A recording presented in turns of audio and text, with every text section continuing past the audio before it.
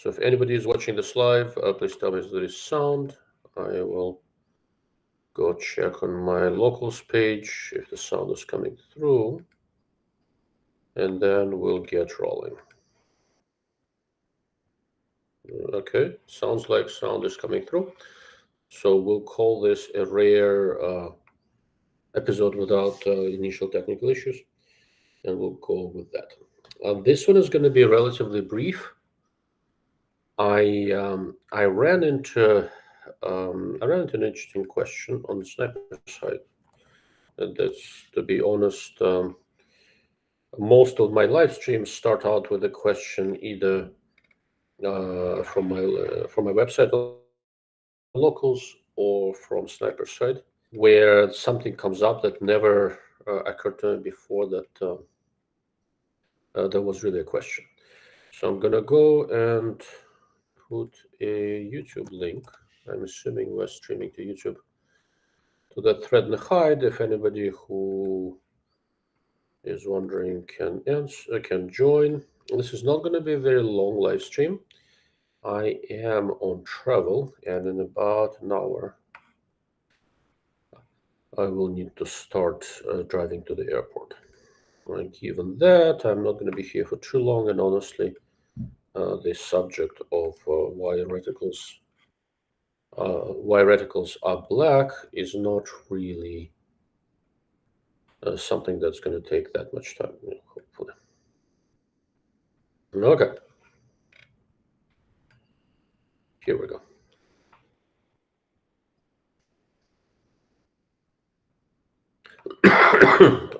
My apologies for the coughing. I'm still a little bit under the weather. Okay. All right. And live knowledge. If you can hear me via the chat box. There's a new functionality now. I can actually send messages from here. Very good. All right. You have a rifle scope. You're looking through it, and the reticle, most of the time, looks relatively black. So why does it look black? For a fairly simple reason. Let's say you are looking out a brightly lit window, and you have something standing in front of that window. That something can be of relatively light color, but if the window is brightly lit, it will look black to you. Why? Because there is so much light coming through the window that whatever is in front of it is not spitting out quite as much light. Okay, so it's going to look black. Remember, all of the different colors that we see are different wavelengths. Black is not a wavelength. Black is essentially absence of light, right?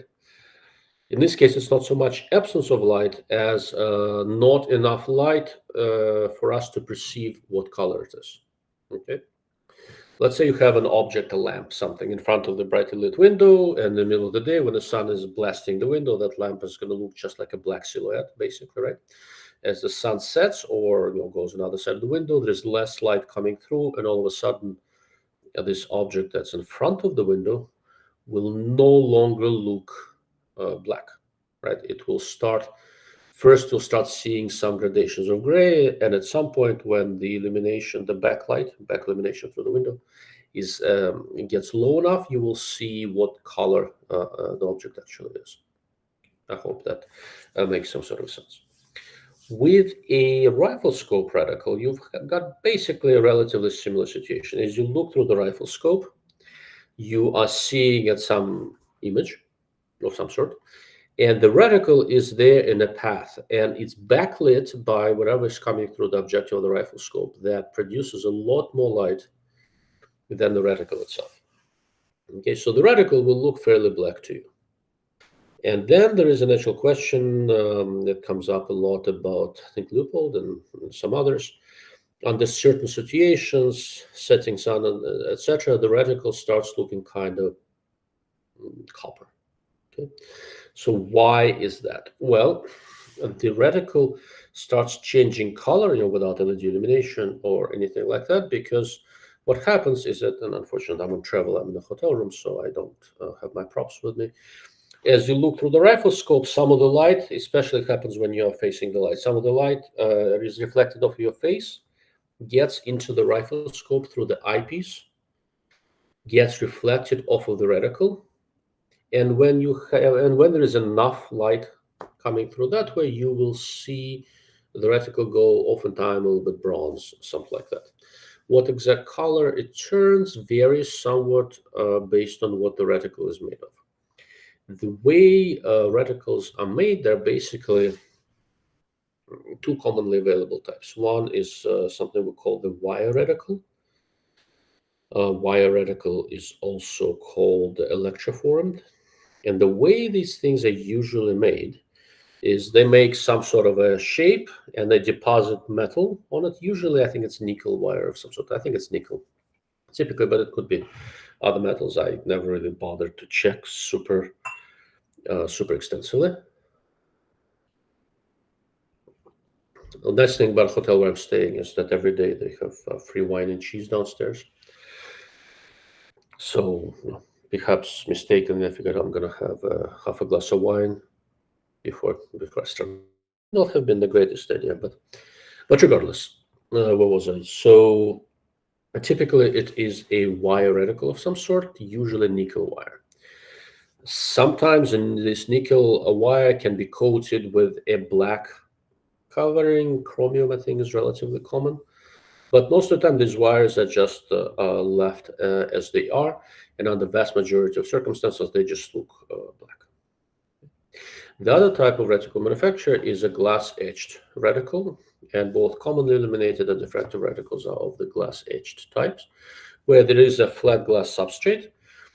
They etch out the lines of the reticle out of that, and then fill them with some sort of dark material. I think chromium again is the most common one, because it's quite black and not especially reflective.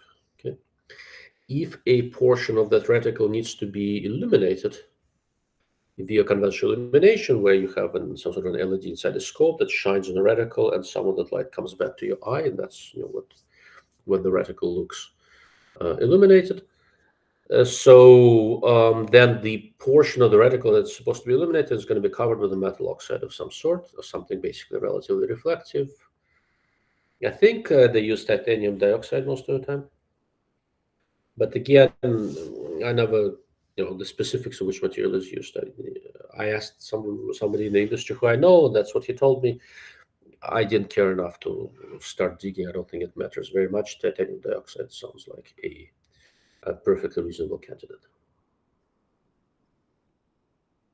When you turn on your LED to illuminate a reticle, depending on how bright the scene is that the rifle scope is looking at, the illumination may be bright enough to overpower it, so it will look red or blue or green or whatever, amber, whatever illumination color you've decided to use.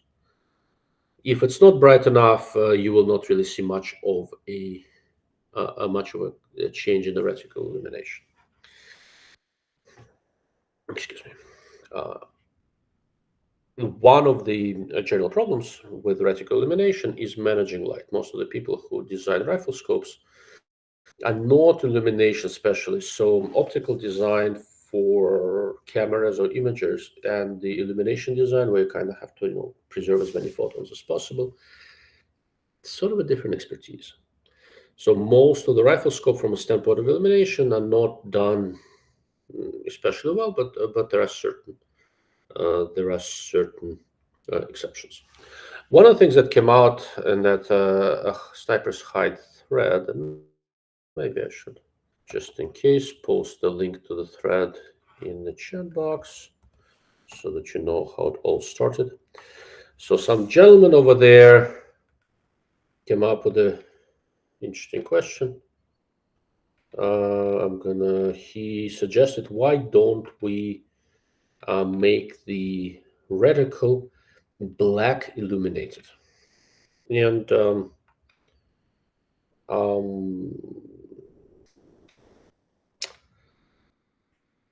I don't even know how to address this one because there's no such thing as black illumination. Like black is absence of illumination, which is what the normal reticle is. Another theory he opined is, how about we make this illumination purple? So his idea was that why don't we make a rifle scope with two different illumination types, illumination colors, one red for low light and another one some sort of a, he said black or purple. Obviously you cannot have black illumination, but purple or something like that, so that it becomes more visible against brightly lit targets. Again, it's kind of a little bit of an incoherent question, because what happens is that if you try to illuminate, first of all, I'm not convinced there is such a thing as a purple LED, but we can probably combine a couple of colors, make something purplish. And second, it'll just look the same as it did without illumination. You're not really adding a whole lot of color. In order for a reticle to stand out, and part of the discussion there is how to keep front focal plane reticles still visible on low power. So in order to make the reticle stand out, you need either super bright LED, which in theory is possible, but in practice is pretty hard, or you need to illuminate a fairly large area of the reticle. Okay, and what happens with the front focal plane scope, unless the design was specifically made for that, you don't usually have any sort of a large area to illuminate. Using this issue of visibility on low power is kind of a big deal for low power variables, mid power variables, something like that. For high magnification scopes, it doesn't seem like it's that huge of a deal. And what usually happens is that with high magnification scopes, you only go on relatively low power when you're on relatively low light, and when you're on relatively low light, even if the reticle, even if the reticle is thin, you can typically just turn on your normal red or green or whatever illumination you have in your scope, and it's going to be nicely visible. It's not going to be very, very visible in the middle of the bright day because, once again, the reflective lines are very thin. Are there better ways to manage light and to manage this whole business of reticle illumination? There are. For wire reticles, we have something that's called fiber optic illuminated reticle. What it is, you make an electroformed fiber reticle, wire reticle, and then there is a piece of optical fiber that's behind one of the wires, right? And as it comes up, on the end of it, there's a 45-degree polished surface, and the light that's fully contained inside the fiber, so you're not throwing it all over the place, comes up, gets reflected off of that, and is shining toward your eye. It makes for a nice bright dot. Just to come back at this here, how this here? It makes for a nice bright dot. So how does that nice bright dot look? If you've seen a Razor Gen 2 or anything along those lines, you know exactly how it looks. I think I have a picture here somewhere of the Delta Striker, which uses this wire illuminated reticle. So I'm going to put that on the screen so that you can see. Most of you, I assume, know what that looks like, but I'll put one up anyway, just to make sure there are no confusions. Let's see, where is that? Right there. There you go. Should be able to see it. No, that's not the right reticle. What am I showing you? Okay, hold on. This is not it.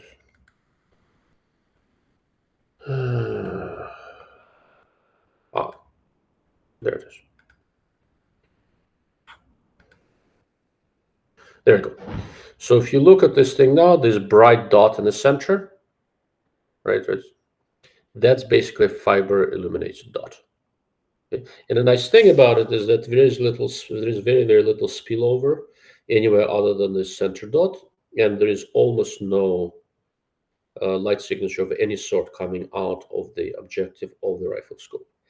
The downside of this method is that if you wanted to eliminate more than just a center dot, you can't really do it with a fiber, at least not in any way that I can think of.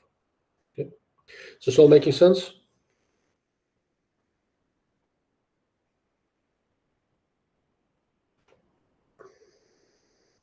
I'm going to go with a yes. Excuse me.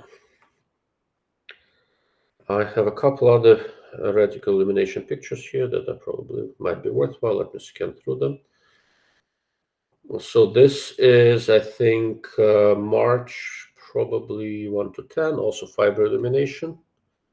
These are the 4 pictures of the Vortex Razor Gen 3 trying to show the illumination. Unfortunately, it didn't pan out as well as I hoped because the Vortex Razor Gen 3 uses this diffractive reticle illumination. It wasn't even, it was a very bright Albuquerque day, and when I went on low power, let me zoom in a little bit. This spot that you see here in the center was so bright, it actually saturated a couple of pixels in the center of the camera. So it does not look nearly as impressive in the picture as I thought it would. But it is a seriously bright nuclear dot that immediately stands out to your eye.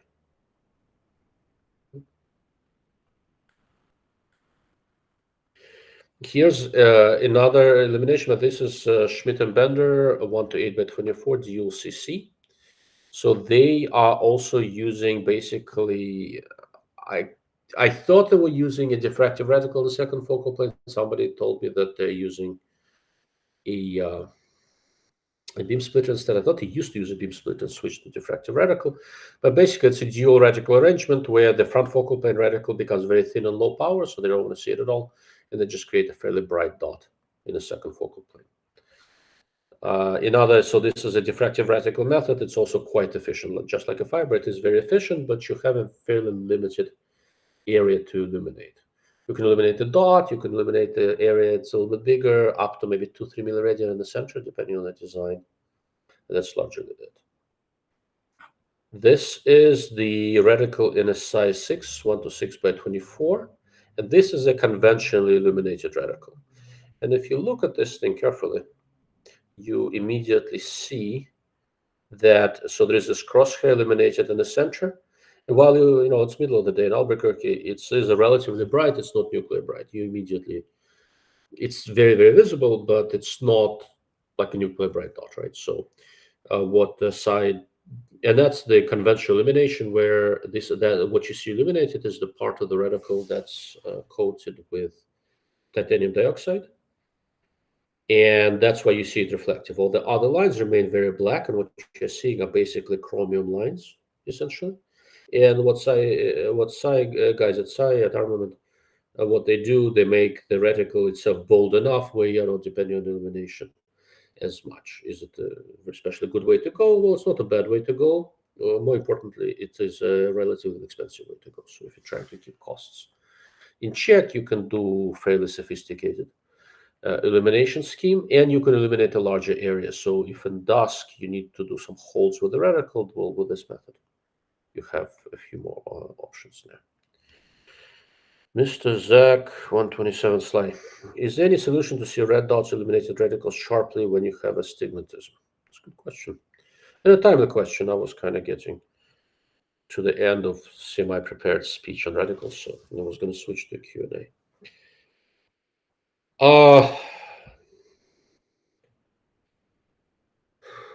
It depends on how bad the astigmatism is. So for red dots, if your astigmatism is not super severe, for red dots, your best bet is to have red dots with high collimation quality.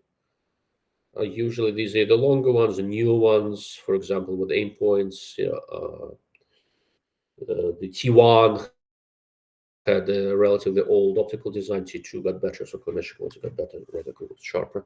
In the grand scheme of things, red dots that are less bright and larger in area will look sharper to you if your astigmatism is still relatively mild. If your astigmatism is very severe with reflex sites, you're kind of screwed.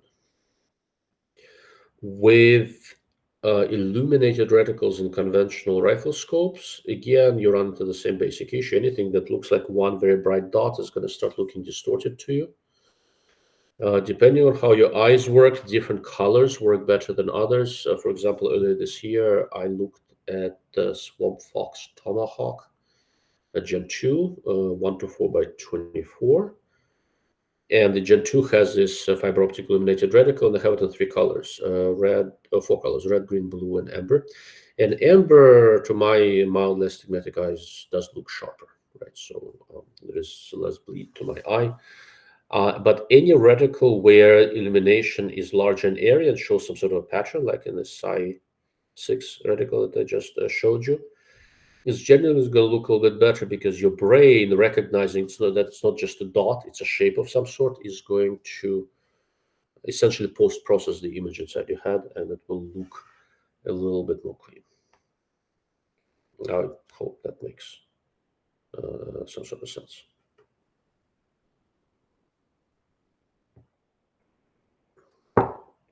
Any other questions? I think people have been slowly kind of filing in. I don't know how much of that whole reticle speech you guys caught, but now is the time to ask questions. To reiterate, reticles look black because it's some object backlit by something bright, and your eye adjusts the dynamic range it's looking at. So it adjusts it to whatever is the brightest thing you can see. So whatever's in front of it is naturally going to look dark. Let me check. In the last time I did this, there was some comments up on locals that didn't come through. Now we're okay. And from YouTube, the comments are coming in. I think we are good. Okay.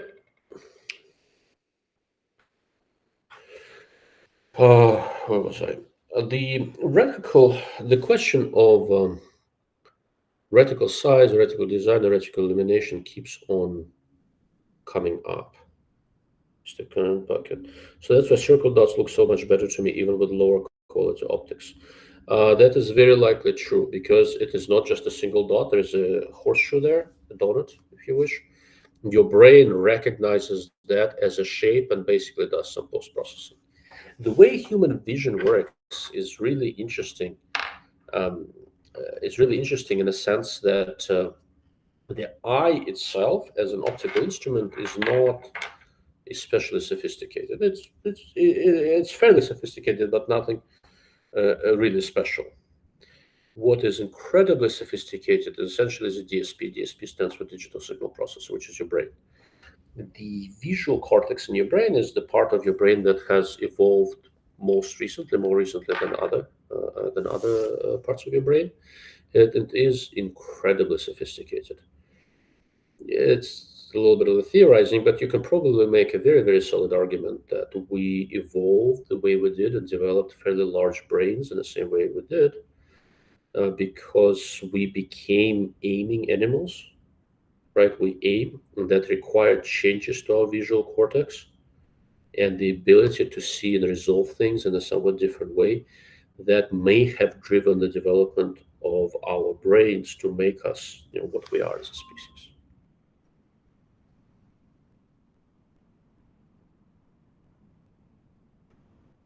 Okay, where was I? Yeah. So while if you guys have any questions, now's the time.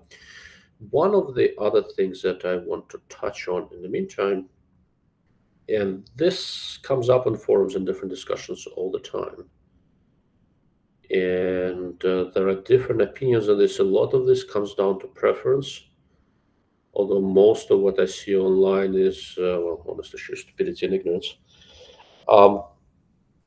Because people tend to just repeat things that others say without thinking about them terribly hard. How much of the reticle do you want illuminated? But it's not a especially simple question. Let's say you have some sort of a rifle scope with a relatively sophisticated reticle, some sort of holdovers or mild tree type reticle, something like that. So here's a big question to those of you who are watching. If you don't mind, there's the chat box is there. Tell me, how much of the reticle do you want illuminated? We see reticles with just the center dot. We see reticles that have a lot of different features, but let's say you only have like this illuminated, like a T. We see reticles like this size 6 that I just showed, where you have some sort of a cross shape in the center. It doesn't go all the way out. Then in other cases, you see a sophisticated reticle and everything is illuminated, the whole tree, all lines, everything is illuminated. So for your use, can you verbalize how much of the reticle, what portion of the reticle or the whole reticle would you like to be illuminated, and why? Right? This is kind of an interesting question. I asked it every once in a while, and I often get somewhat conflicting answers. And once I get a couple answers, I'm gonna kind of talk through it a little bit. But first, I want a little bit of feedback. Again, what portion of the reticle would you like to see illuminated? If this is different for different reticle scope types, please put that in the chat box. For hunting scope, precision scope, LPO, tell me how much of it you want illuminated and why. In the meantime, I'm going to see if this is streaming to Facebook and X, because again, I've had some issues in the past. Not too many, but there have been some. And I want to make sure that if there are interesting. So when I see the video on Facebook, it's automatically creating subtitles.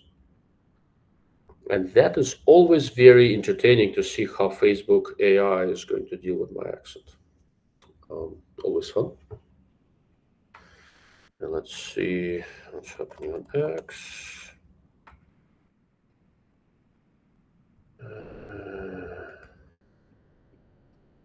Okay, and I'm on X as well. That's also working. X is not trying to figure out my accent and upside down subtitles. That's probably smart. Okay. All right, I see there are people putting in comments under the video on Facebook.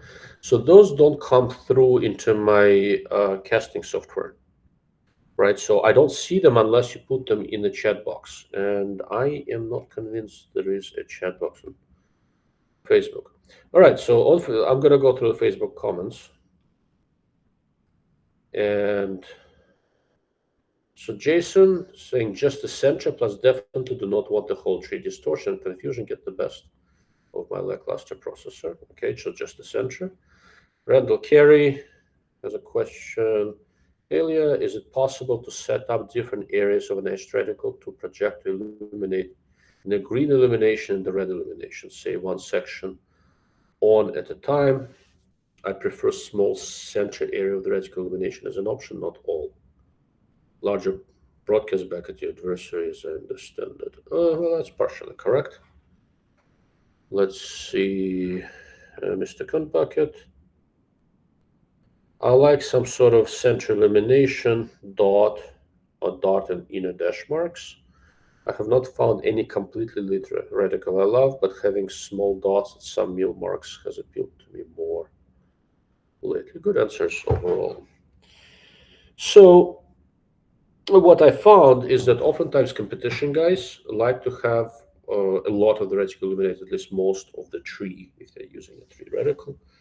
And why? Because, well, they don't shoot at night, right? So but if you're shooting in slightly fading light, or if you're shooting into the shadow where what you're looking at is dark, right? Around it might be light, but what you're looking at is quite dark.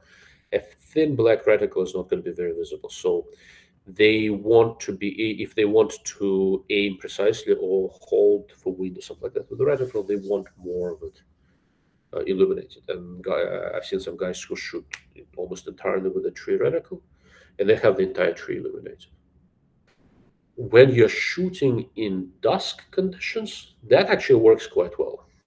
Unfortunately, what happens in true low light after sunset, the last few minutes of light for hunting, that illumination needs to be incredibly faint, or you will not see anything. It will completely overpower the image you're looking at, right? So what I found over the years is that hunters tend to prefer relatively moderate illumination. Precision guys who don't really shoot at night want more of the illuminated features. Okay. There are several good reasons for it. For example, if you are shooting when it's relatively dark, you can run your elevation turret by feel, but you may not be able to see the scale all that well the way the light is. But then you can still hold over and hold full with the reticle. So there are good reasons for both. Um, High-speed, low-jack guys usually just want the center dot, right? So they want a experience as close to a red dot as they can manage. So fiber illumination works well for them, or this diffractive reticle illumination that's very bright and in the center works well for them. That's the things like in the Razor Gen 3 and Night Force Attacker, stuff like that. There are other scopes coming up that do a broadly similar things. Hold on, the airline just sent me a message. I want to see if my flight is not delayed.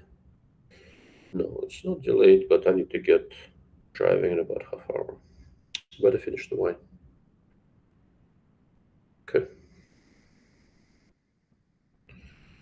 I am in Dallas right now. I'll be flying out of Terminal C. It seems they changed the gate. That's notification. All right, I can live with that.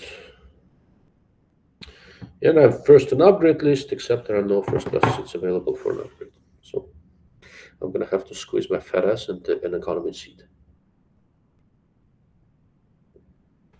Such is life. Does all this reticle illumination business make sense? Like the preferences, the choices, etc.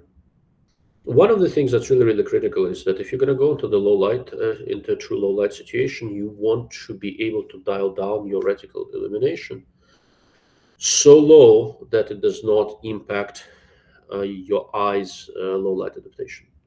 Because what's going to happen if you blast your eyes with something really bright, all of a sudden you don't see your target, you don't see anything that you really should be seeing. So on high magnification rifle scopes, my personal preference is to go with relatively moderate illumination brightness, and that's more important for me than to have it bright. But however, there are a couple of precision rifle scopes out there, notably starting with a Z Comp and Zeiss. They have very well executed illumination that does get impressively bright during the day.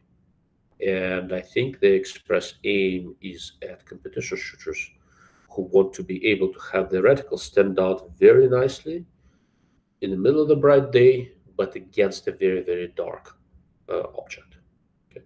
So I have not, with the scopes I shoot, that don't necessarily illuminate that bright, I have not found to be an issue.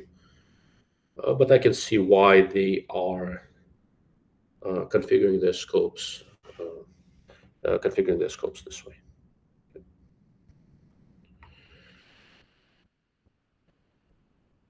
Randall says, laughing my ass off.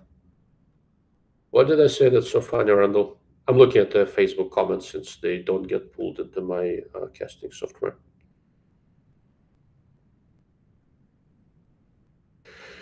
So anyhow, while Randall is telling me what exactly he found so funny, I'm genuinely not a particularly funny guy. Fat ass. Oh, I have one of those. I think you and I met once. I am. What's a nice way of saying this? There are certain advantages to being in the same weight class as an average hippo. For example, I soak up recoil very well, things like that. But when I have to squeeze into a conventional sit on an airplane, I don't know if you guys have ever seen how champagne corks are squeezed into a bottle. There's this contraption, the cork is soaked, then you squeeze it, then you shove it into the bottle, and it takes a lot of pressure to get it out, right? That's basically me in an airplane seat. I kind of have to squash myself, plop in there, and not get out unless I have to, because the moment I'm out of that seat, I kind of spread all over the place. So very annoying. Excuse me. So to address the other question that Randall asked, is it possible to illuminate parts of the reticle with a different color? at the same time. So there are rifle scopes with dual illuminations. It's not really common with nicer rifle scopes. Some cheap ones use it because it's not, it's not very difficult to implement. But there are some pretty high quality. There are some pretty high quality rifle scopes out there that do offer dual color illumination. Burris XTR Pro scope I really like comes to mind and offers, I think, both red and green, but not at the same time, right? You can choose to either have red illumination or green illumination, and that works relatively well. I'm going to mute myself for a moment. I don't think any of you want to watch me blow my nose, so I'm going to slide to the side and I'll be back in a second.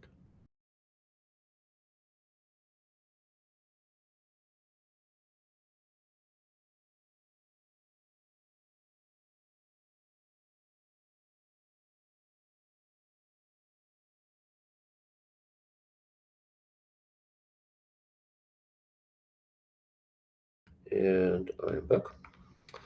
So what was it? But with a diffractive reticle arrangement, you can. So I think I can show you an illustration that will show a little bit. So a while back, I wrote some articles and I've talked to the guys at IMT. It's a Swiss company that invented this diffractive illuminated reticles. There we go. So this is not exactly, it's going to get close to illustrating what we need. Hold on a sec. So this is from their flyer on something called Power Light, and this is how many diffractive reticles are done. This is what that diffractive reticle cell really looks like. So it's not the sharpest image. I'm pulling it out of a PDF. I hope it looks okay. So what you see, this black part on the side, that's where the illuminator is. The reticle itself is etched in glass. And where the center of the reticle is, the way that little red dot is, which is what's illuminated, there is a grating. Grating is basically several very thin parallel lines oriented at a certain angle to incoming beam, right? In this case, orthogonal to the incoming beam. And they have a certain periodicity, right? And their thickness and their periodicity, the spacing between the lines, controls how the grating diffracts light. And it allows you to manage light very, very well. In principle, what you can do, you can apply two different gratings to this reticle, okay, at 90 degrees to each other. Add one more illuminator, let's say, onto the one more illuminator module on the side, right? And that one can be same color or it can be different color, right? And you can have one illuminator illuminate one grating, another illuminator illuminate another grating, and that way you can have, if you're so inclined, two different colors in the image at the same time, or only one, whichever one you like. A somewhat similar concept was used by, still is used, I think, by Blaser 127x28. It's a scope I reviewed quite a few years ago. Really love it. From an optical standpoint, spectacular scope. Maybe one of the best LPVOs I've ever seen. But it's it's a hunting-oriented LPVO. Blaser didn't care about anything else. I hope they would do something tactical with it. They didn't. It has a basic number 4 reticle, which has a very small, very brightly lit center dot. The reticle is front focal plane, so when you go on 1 power, it becomes very thin. So what they did, they added a second grating with a second illuminator that created this little donut around the primary aiming point. So when you go on 1 power, it would automatically switch to illuminating donut, would give you a larger, easily visible on 1 power, very, very bright appearing dot. It's really a donut, but the center portion is sufficiently small that to your eye, it looked like a dot. So that was the first and maybe the only that I know of application of a dual illuminated zone in a rifle scope reticle. But the technology exists and it can be done, and it can be done, I believe, with different colors. Okay. Let me see if... Okay, Randall, can a reticle area be set up to turn on an area and off, say center area on, tree off, or option to light it all up? So With the diffractive reticle illumination, you can set up a portion of the reticle so that it's only visible when illuminated, and when it's not illuminated, it comes off. But with the grating, the way the geometry works out, you can only illuminate a relatively small area, depending on the design, within 3 or 4 milliradian from the center. So you cannot use that on the whole tree.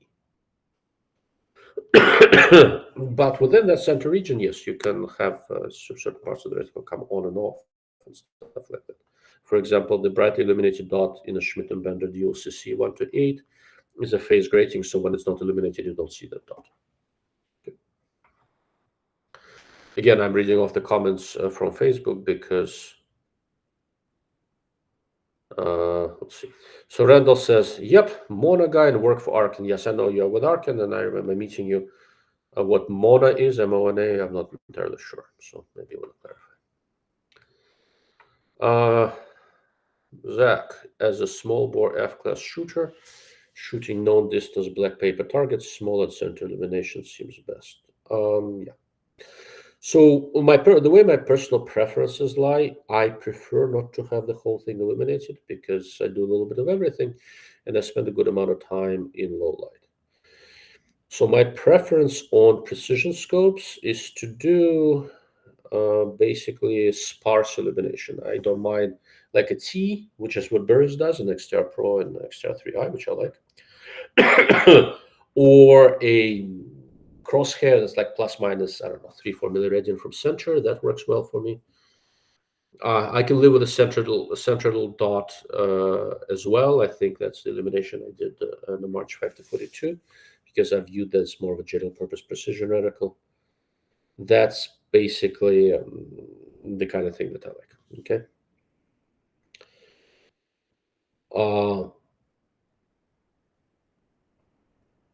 For high speed stuff, one bright center dot for me works the best.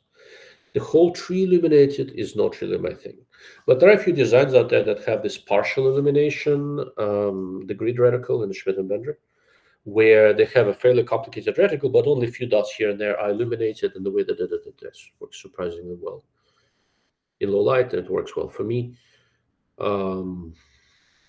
Swamp Fox. So I have a Swamp Fox 2 to 10 scope right now that I'm kind of wrapping up with. It's a nice scope. I like it a lot more than I thought I would. And it has a relatively complicated tree reticle. Excuse me, I'm looking for a picture. I'll see that in a moment. I was just looking at it. Where's the freaking picture? There. Let me see if I can cast it. Okay. So this is a Swamp Fox, I think Warhawk 2 to 10 by 44. Okay. So it's a relatively complicated tree reticle, but what's illuminated is somewhat sparse. You have this cross area and a couple of dots in the tree. I think I have a better picture of that somewhere in there. I remember closing the objective just to show what is illuminated. There you go. So it was kind of difficult picture to take during the day. I'll take a better one for the review. But this is the only part that's illuminated. This was on the brightest illumination, trying to just take a picture during the day. Okay. And the way they calibrated this illumination, lowest level, it's very, very dim. So in low light, I can use it without any real issues. And this is not a bad way to go. Okay.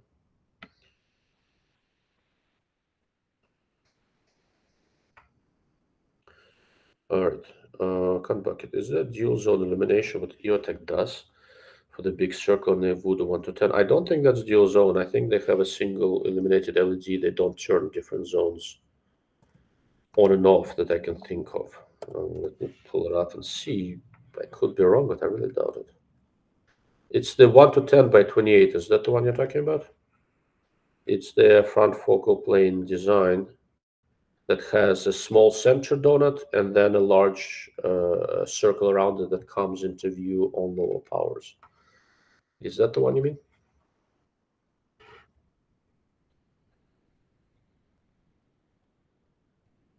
If yes, that's a single zone illuminator. Okay, I'm going to mute you for a moment again. Hold on.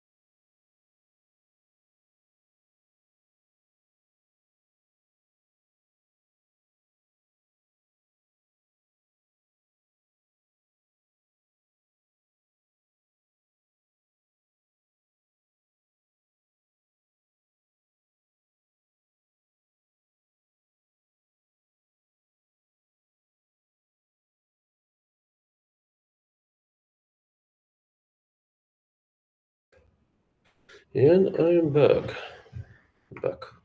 Mr. Comeback, yes, the 1 to 10 by 28. It does not have dual zone illumination. It's a single zone illumination, conventional edge reticle, relatively bright illumination. Doug B, looks like my room. I'm in a hotel in Dallas. I hope your room looks better than this. Although, to be fair, it's not a bad hotel. I like this one. And they give me free wine. You know, there's something to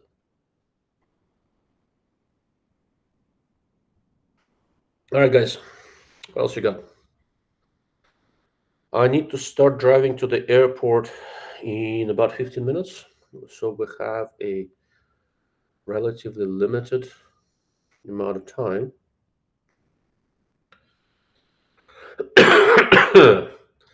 On Facebook.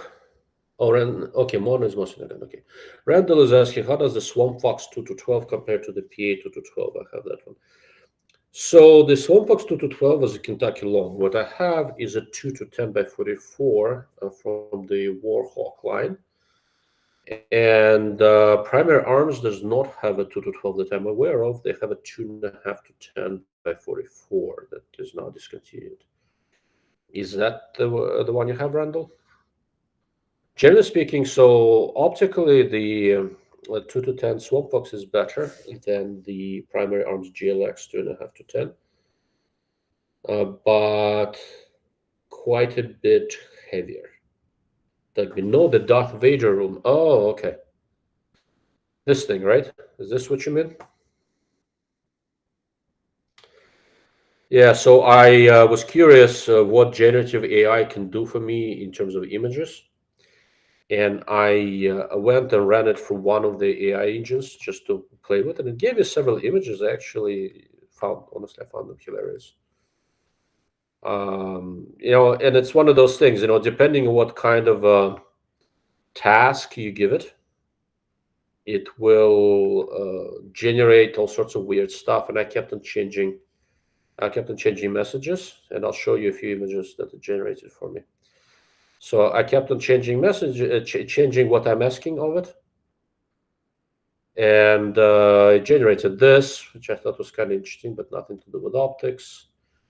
What the hell this is with 9 lights for a face, I don't even want to ask. When I was telling it optics, sport optics and everything, it kept on squeezing microscopes and labs in there, which was kind of interesting. That looks a little bit like me, except my beard is not quite that gray. This was kind of an interesting look. I thought it was not fully representative. But then when I finally convinced it to draw a rifle, interestingly, you can tell it to make a picture with a sniper rifle, but if you call out AR-15 or AK-47, it refuses due to whatever guidelines. This was, I used Microsoft's image generator for this. I'm going to have to try it with Grok. That hopefully does not have as many restrictions.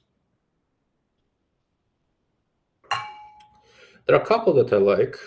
This one is not bad. That's the same one. This one has something ominous to it, and well, I like precision rifles, unsurprisingly. So this one I like. This one. This one I've been using a good bit. So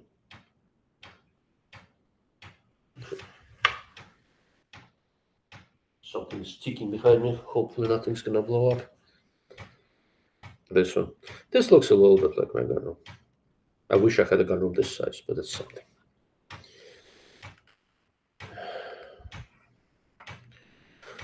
All right. Nathan Griffith, thoughts on Arcan optics?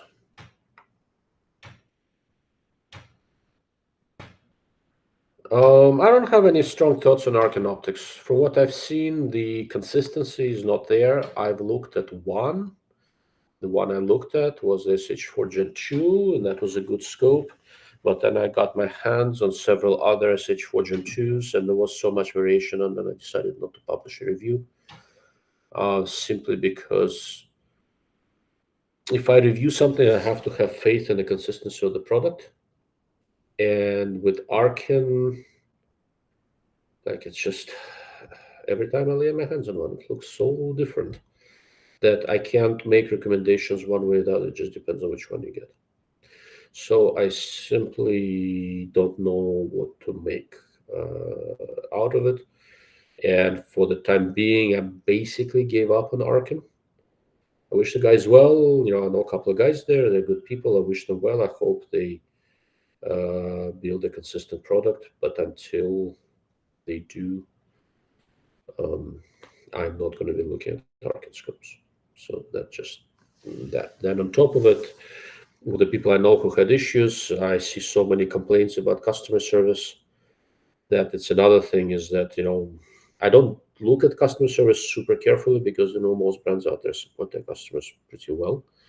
But if I see repeated complaints that customer service people are hard to get a hold of and stuff like that, I can't in good faith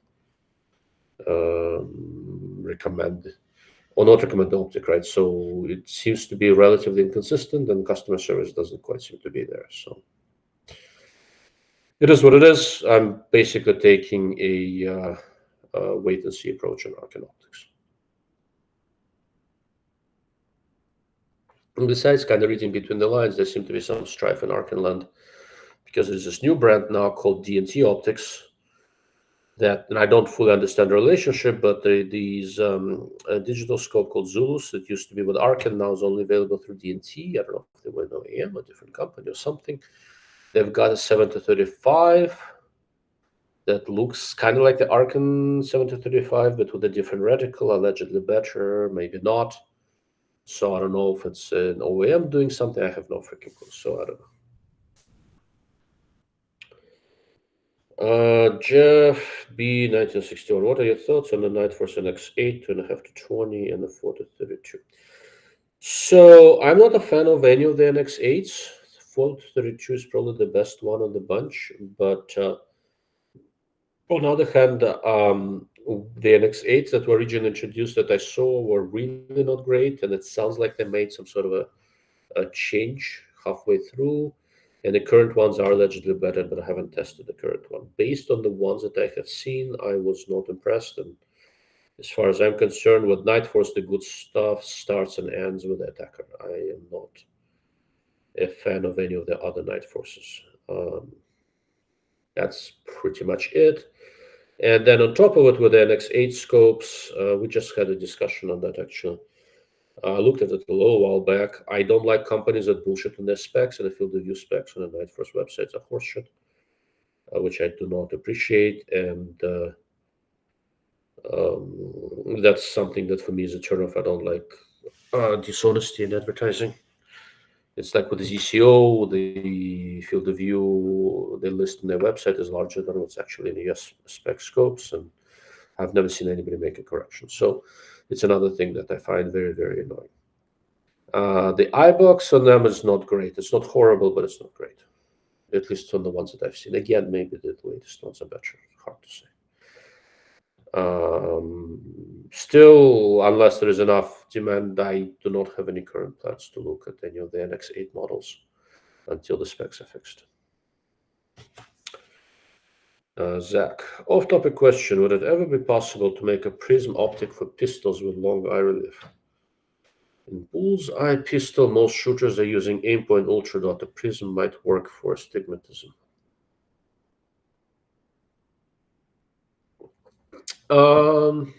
Yeah. You can make a prism with very long eye relief. I have one, the GLX1X, that has very, very long eye relief. Somewhere, I don't know if it's long enough for pistol, but I can check. But I mean, there are pistol rifle scopes, conventional, kind of rifle scopes with one power and stuff that have very long, about 12 to 16-inch eye relief for use on pistols. So we'll see. Klein bottle. Also off topic, but seeing as you're winding down in time, will you be using a scope chap or similar for NRL-H in January? Not worried about scratching about your theta? Maybe not as much of a concern as it's not an SPRS barricade heavy. So I have no clue, right? I have not given it a huge amount of thought.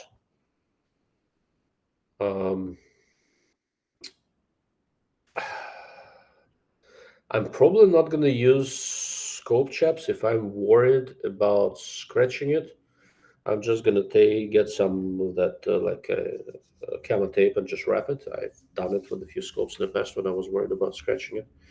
That seems to work relatively well. But either way, I'm not hugely concerned about scratching anything. And with the Narelle Hunter, a lot will depend on what weight I end up at. If I have to cut 2 ounces somewhere, then scope chaps or tape or whatever, it's going to be the first thing I remove. Mr. Golden Retriever. I'm currently running a March FX 1.5 to 15 by 42 with a PFN 640 plus in front and want to swap it for the MAH50R and have a handheld for scanning. Thoughts? Would be for a general purpose role. I don't know what MAH50R is because I don't really remember. I think it's an infrared of some sort, but I don't remember which one it is. Oh, there you go. Oh, it's an infrared mate. Okay, got it. Yeah, I know what that is. That seems like a nice clip-on. I haven't tested it. I've looked at it briefly. It seemed to be done well. I think the 50R is the one. I think the 50R is the one with a rangefinder. That should work fine.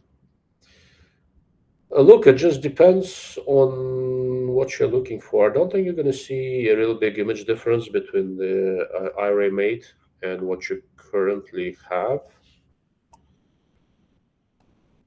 I think they're both pretty decent. I think the PFN is just, I think just slightly older IRA, I want to say. I could be wrong. I don't know. It just depends on how you set up. The way I use these things, I tend to prefer something a little bit wider field of view for handheld scanning. So what you're proposing should work fine without any real issues, but the catch is that most clip-ons, the way the eyepiece is done, are not really set up for use with your eye. I don't remember on the one you currently have, what is the lens focal length? Wasn't it like 35 millimeters or something like that? Because I don't. Oh, it's 25 millimeters, no man. So it's fairly wide. With a 25 millimeter, yeah, no, you should be okay. With a 25 millimeter, you will get about, what's the parent field of view you're gonna get? Let's do some math. I think it's 17 degrees horizontal and 13 degrees vertical. What does that give me in diagonal? Hold on.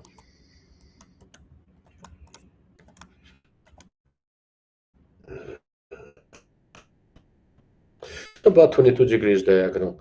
Yeah, I think your PFN 640 should work just fine for scanning. It is a shorter focal length, so it will give you a wider field of view. It should be working reasonably well. And with the 50 millimeter focal length mate, you will get a reasonable increase in engagement distance compared to what you currently have. Probably not a bad idea. Drew Morgan. I've been looking for a good but not silly expensive scope to put an old 22 LR bolt action. Any suggestions? It had a 2:7 3/4 inch tube scope, so really old. So what is not silly expensive? I mean, you kind of have to get specific about numbers. I can give you a recommendation from $200 to $6,000, right? So what is the price range you're looking at?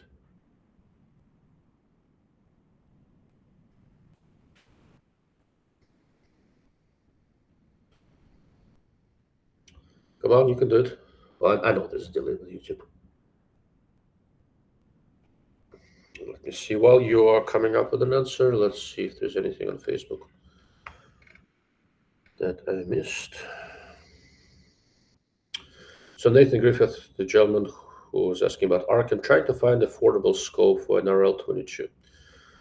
So 22X. So how much adjustment range, Nathan? How much adjustment range do you need? Since there is no real weight limit, a good optic to look at would be, that's not terribly expensive, would be something like the tracked toric 4 to 25 by 50. I think that's what I'm currently testing in my Accurate 22. That would probably be a good option, but it's a lot more than the Arcan.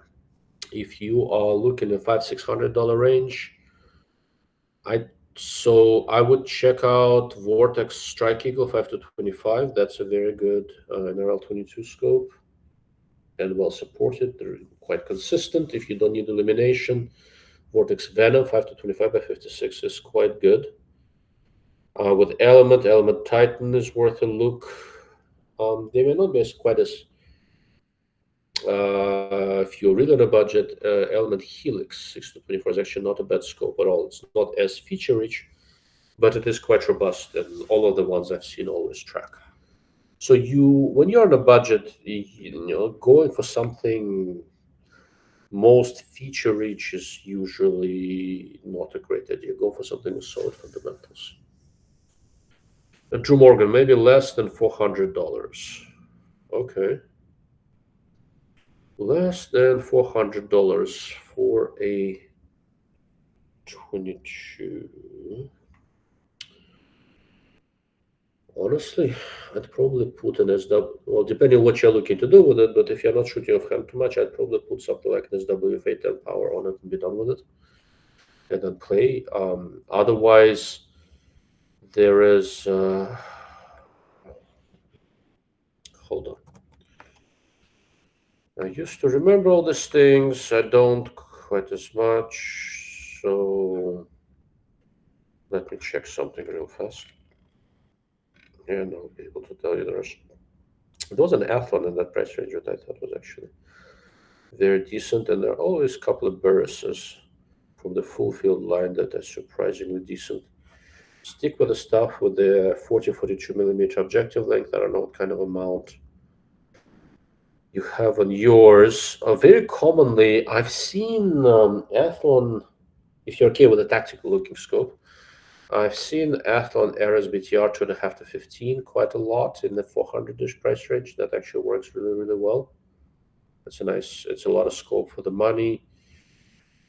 Athlon Midas should be right there in the price range you're looking for. Also reasonable.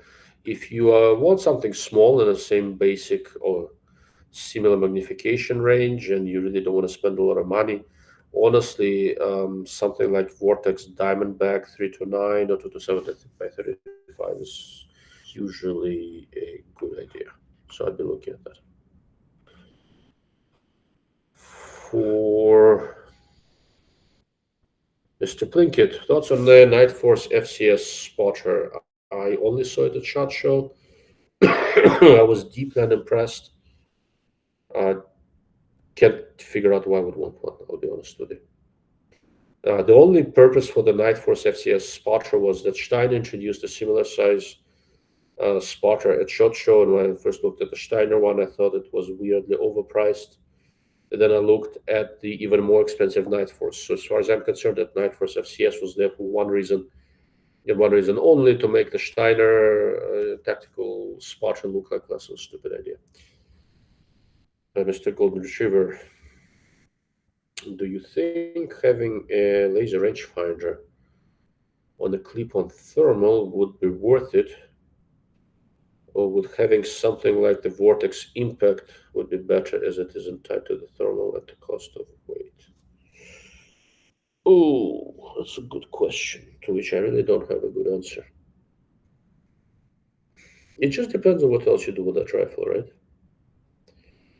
If you use that rifle for daytime hunting as well, or daytime use of some sort, then having a laser rangefinder that's separate from the clip-on is not a bad idea. If this is more of a dedicated, big hunting, night hunting rig, then the big advantage of a laser rangefinder that's integrated into the clip-on is that when you do the range finding, the distance appears in your field of view, you never have to look away from the scope. With the vortex impact, you have to look away from your scope and look at the rear screen of it, right? So which kind of slows you down. So for night hunting and stuff, I would prefer to have a laser rangefinder that gives you information as I'm looking at the target. So that's kind of the trade-off. So, kind of choose what's more important for you. Drew Morgan, to be honest, I was originally hoping to find something similar to the scope that I was on it, but with modern glass, but I don't think that exists today. So with the 2 to 7 and stuff, there's not a ton. For under $100, there's 2 to 7 by 35 of Burris Full Field 2 and Vortex Diamondback, and either one of those would be a pretty good option. So